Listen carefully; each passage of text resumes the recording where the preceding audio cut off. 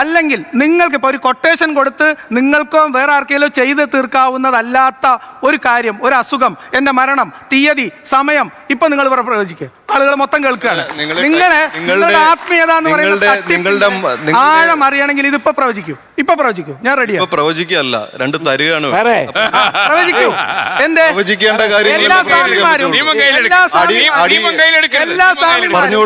എല്ലാ സ്വാമിമാരും ഉത്തരം മുട്ടുമ്പോൾ ആ സ്വാമിമാരാകും. അത് ആരുടെ കുറ്റമല്ല. അപ്പം ഈ വിശ്വാസികളെ നേരത്തെ പറഞ്ഞ മജീഷ്യൻ പറഞ്ഞ ജനങ്ങളുടെ ദൈന്യതയെ ചൂഷണം ചെയ്ത് മൃഷ്ടാന്നം ഭക്ഷിക്കുകയും തട്ടിപ്പ് നടത്തുകയും ചെയ്യുന്ന കുറെ ആളുകള്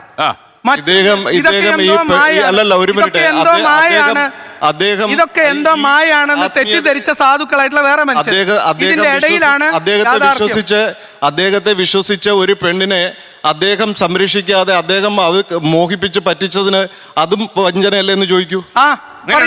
പറയൂ. അല്ല പറയട്ടെ, ആ പെൺകുട്ടിയുടെ പേരോ